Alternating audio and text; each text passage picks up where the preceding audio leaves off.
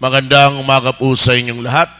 Magandang umaga din po, Father. Sa ngalan ng Ama, ng Anak, at ng Espiritu Santo. Amen. Noong tayo ay bininyagan, tiyak wala tayong maalala dahil karamihan sa atin ang bininyagan ay nasa kanyang tinatawag na pagiging sanggol. Subalit kalaunan, naanyayahan tayo na maging ninong, maging ninang sa binyag. Hanggang kalaunan, kapag tayo makabuo ng pamilya, tayo mismo naging magulang at nagpapabinyag ng ating mga anak. Marahil maalala ninyo na sa panahon ng tinatawag na pagbibinyag, ay pinaalalahanan tayo ng katisista o katikista na tayo'y nakikiisa sa tinatawag na tatlong gawain o misyon ni Jesus. Una ay ang pagiging pari. Ikalawa, ang pagiging hari. At ikatlo, ang pagiging propeta. Ika nga, we share in the mission of Jesus Christ in His kingly, priestly, and prophetic mission. Naroon ang mga katagang prophetic. Ibig sabihin, nakikiisa tayo sa gawain, sa layunin ni Jesus ng pagiging propeta. Ano nga bang ibig sabihin ngayon ng gawain o layunin ng pagiging propeta? Ito'y walang iba kung hindi ang magpalaganap ng kabutihan at magpalaganap ng mabuting balita. Subalit alam natin na hindi madali ang magpalaganap ng kabutihan maging ang mabuting balita. Kaya nga sa araw na ito, ikatlong linggo sa panahon ng Adbyento, pinapaalalahanan tayo na ang gawain ng pagpapalaganap ng kabutihan at ng mabuting balita ay hindi maipapalaganap kung wala ang tatlong mahalagang bagay. Una, ang pagpapahayag. Bakit pagpapahayag? Yan ang napulot natin sa unang pagbasa mula sa aklat ni Propeta Isaías. Sabi ni Propeta Isaías, pinuspos ako ng Panginoon ng kanyang espiritu. Hinirang niya ko upang ang magandang balita'y dalhin sa mahihirap. Narinig natin sa mga pangangaral ni Propeta Isaías na may tungkulin tayong magpalaganap ng mabuting balita. At binigyan niya ng diin upang ang magandang balita'y dalhin sa mahihirap. Minsan mapapaisip ka, bakit sa mahihirap? Bakit hindi sa mayayaman? Wala bang kaluluwa ang mga mayayaman na nangangailangan rin ng kaligtasan? Bakit binanggit salitang mahihirap? Dahil kung ating pagninilayan ng maigi, yung mga mayayaman, yung may mga kapangyarihan, yung mga tanyag sa buhay, dahil sa kanilang kayamanan, kapangyarihan at katanyagan, ito ang kanilang pinanghahawakan sa buhay. Kaya mapapansin mo, kung sino pa yung pinagkalooban ng Diyos ng biyaya na maging mayaman, biyaya na maging kapangyarihan, biyaya na maging tanyag, sila pa ang kadalasang nakakalimot na pahalagahan ang mabuting balita. Subalit yung mga aba, yung mga walang-wala, yung mga dukha, o sabi nga ni Isaías, mahihirap. Yamang wala silang taglay sa buhay, ang kanilang madaling panghawakan ay ang salita ng Diyos na nagbibigay sa kanila ng pag-asa sa panahon ng pagsubok, sa panahon ng tinatawag na mga suliranin, yamang wala silang kapangyarihan, yamang wala silang kayamanan, ni wala silang taglay na kadakilaan, ang pinanghahawakan nila ay ang salita ng Diyos na kanilang napakinggan. Kaya may tungkulin tayo, mga kapatid, na una sa lahat magpalaganap ng mabuting balita sa mga tao na nagugutom at nauuhaw, na ito ay tanggapin at pakinggan.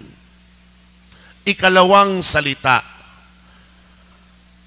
na dapat nating bigyan diin sa pagpapalaganap ng kabutihan at mabuting balita ay ang pag-anyaya. Bakit pag-anyaya? Dahil kung ating pagninilayan ngayon ay kalawang pagbasa mula sa liham ni Apostol San Pablo sa mga Tesalonika, nagbigay si San Pablo ng paanyaya. Anong sabi niya? Huwag ninyong hadlangan ng Espiritu Santo. Huwag ninyong hamaki ng anumang pahayag mula sa Diyos. Suriin ninyo ang lahat ng bagay at pulutin ang mabuti. Lumayo kayo sa lahat ng uri ng kasamaan. Winakasan ni San Pablo ang kanyang paanyaya sa ganitong mga pananalita. Naway lubusang kayong pabanalin ng Diyos na siyang nagbibigay ng kapayapaan.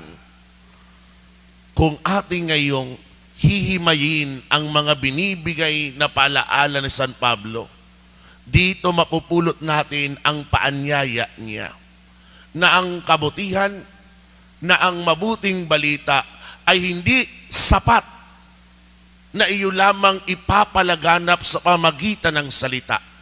Ang mabuting balita at ang kabutihan dapat makita mismo sa ating gawa.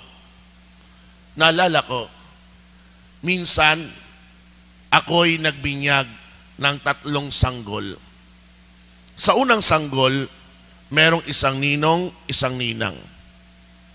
Sa ikalawang sanggol, merong 3 ninong, 3 ninang. Sa ikatlong sanggol, merong napakaraming ninong at ninang na hindi ko na mabilang. Minsan, mga kapatid, nakakalungkot na kapag tayo ay nagpapabinyag, dinadaan natin sa dami ng bilang ng ninong at ninang.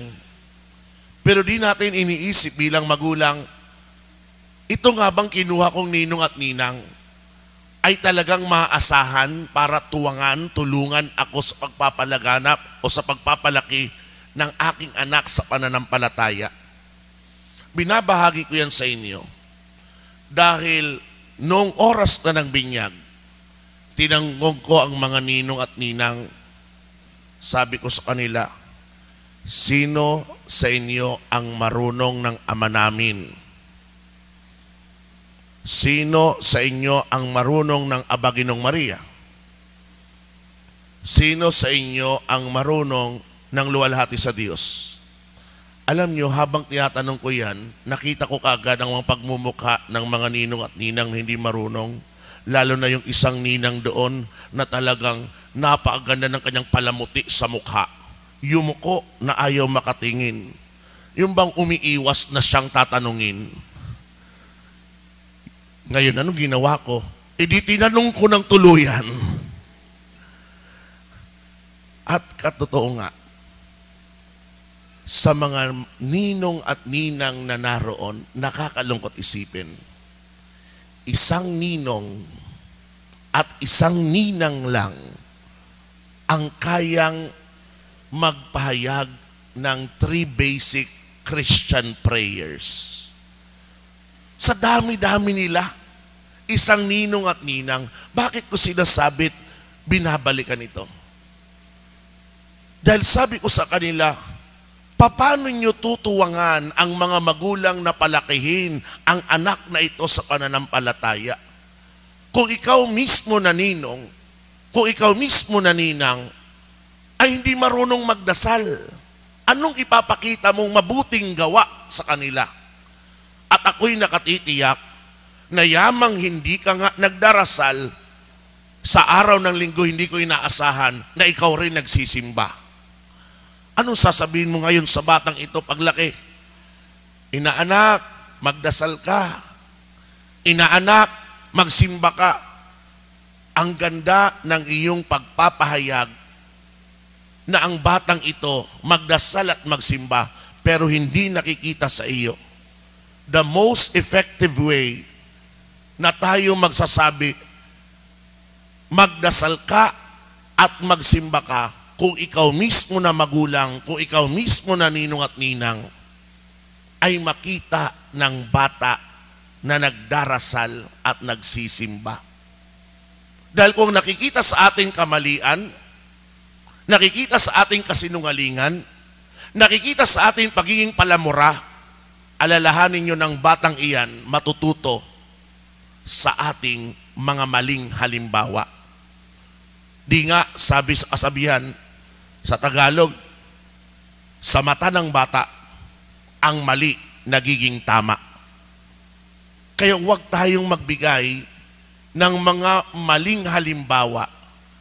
Ang ating ipakita sa kabataan ay kabutihan at mabuting balita. Yaan ang pag-aanyaya sa kanila na gumawa rin ng kabutihan. Ikatlong salita na dapat isaalang-alang sa pagpapalaganap ng kabutihan at mabuting balita ay ang salitang pagpapaliwanag. Bakit pagpapaliwanag? Naalala nyo sa ebanghelyo na ating napakinggan?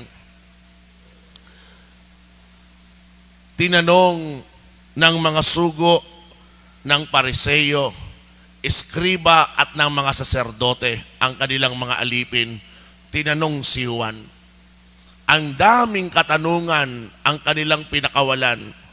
Sabi nga rito, kung gayoy, sino ka? Ikaw ba si Elias? Ikaw ba ang propetang hinihintay namin? Sino ka kung gayon? Ano ang masasabi mo tungkol sa iyong sarili?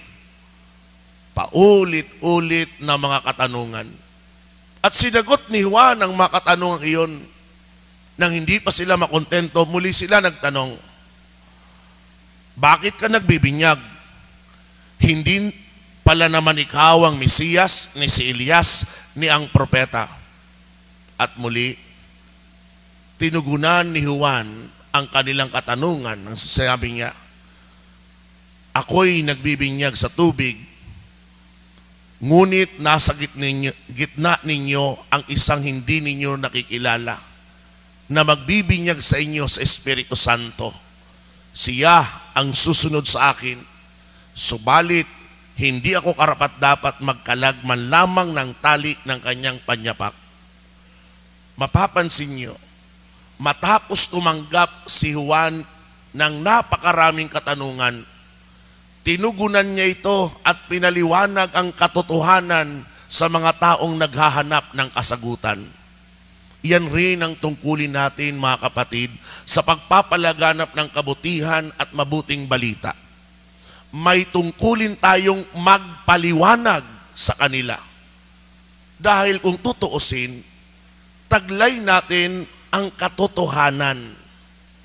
Kaya nga, pagdating sa mga kabataan, kapag sila ay naghahanap ng kasagutan, lalong-lalo na patungkol sa pananampalataya, sagutin natin ng tama. Hindi yaong kapag ang ating anak, ang ating apo, magtanong sa atin, bakit may simbang gabi? Bakit siyam na araw? Bakit? Ang daming bakit. Minsan sa kakulitan ng bata, imbis na bigyan natin ng paliwanag at tamang kasagutan, anong sagot ng maraming matatanda sa atin? Tumahimik ka dyan. Mga kapatid, naranasan ko rin yan ng aking kabataan. Imbis na bigyan ng tugon ng aking hinahanap na kasagutan, wala kang mapapala sa maraming matatanda ng simbahan. Patatahimikin ka lamang.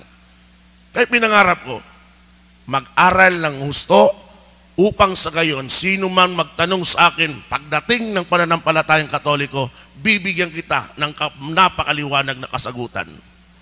Kaya nga, sa dami ng katanungang nabato sa akin, pwede kayong pumunta sa YouTube. Hanapin nyo si Father, meron ng channel doon, Paliwanag ni Padre. 60 topics ang kinover natin. Sa lahat ng tema tungkol sa pananampalataya, ang daming katanungan hindi ko na mabilang. Simpleng katanungan na minsan nakakasawa na, yun mo tinatawag na kakulitan, pero paulit-ulit kong tinutugunan dahil alam ko nangangailangan ito ng paliwanag. Limbawa, pukol sa atin ng ibang pananampalataya. Bakit kayong mga Katoliko sumasamba sa imaheng gawa ng bato, sa imaheng gawa ng kahoy? Di ba sabi sa Biblia, bawal yan. Bakit kayo may mga ganyan? Ngayon, ibato ko sa iyo. Ikaw ba na Katoliko, sumasamba sa mga gawa ng kahoy na imahen na meron tayo sa simbahan? Pag sagot mo ngayon ay oo, saan mo nakuha ang katuroang iyan? Dahil walang Katoliko na matino ang kanyang kaisipan, sumasamba sa mga larawang meron tayo. Ang tunay nating sinasamba, kaya nga pinakakaingatan natin, ay ang banal na Eukaristiya. Ang tinatawag na tinapay na tatanggapin ninyo, na sabi natin, katawan ni Kristo. Kaya ang tugon mo, Amen.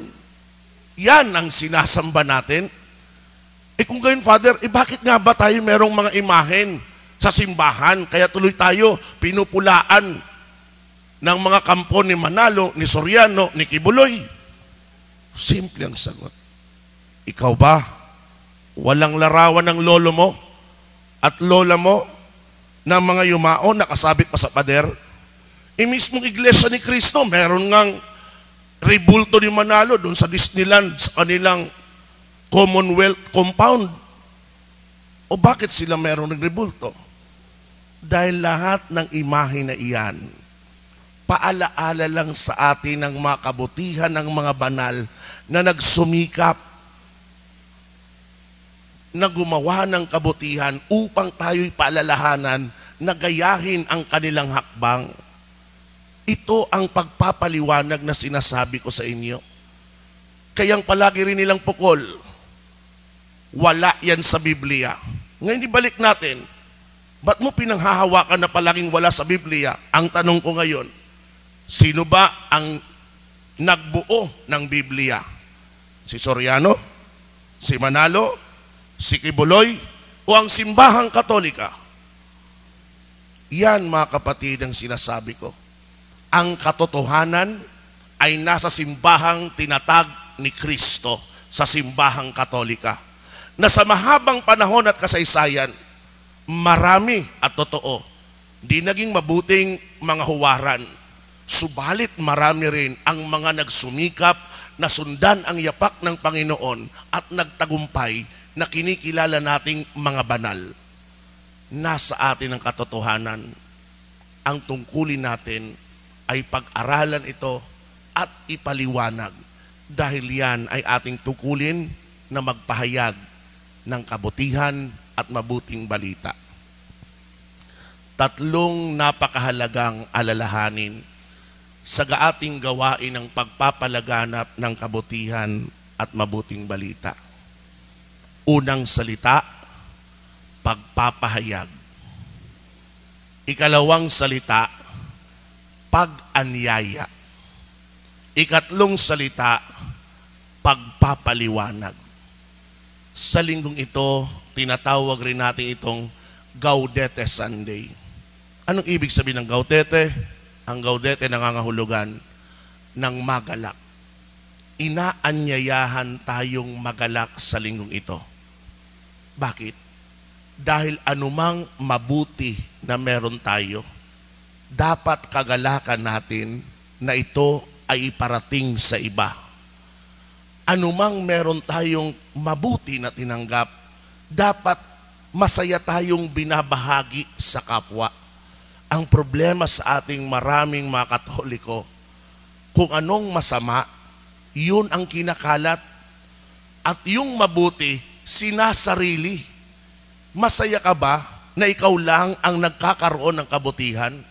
Ang tunay na Kristiyano, ang kabutihan ang binabahagi sa iba, hindi kasamaan. Kaya sikapin natin na maging instrumento ng pagpapalaganap ng kabutihan at ng mabuting balita. Ngayong nalaman natin ang tatlong susi kung paano natin ito gagawin. Sikapin natin na sa tulong ng mahal na Birheng Maria na ating pinararangalan sa mga araw na ito, matutunan natin palagi magpalaganap ng kabutihan. Amen. Sa ngalan ng Ama, ng Anak at ng Espiritu Santo.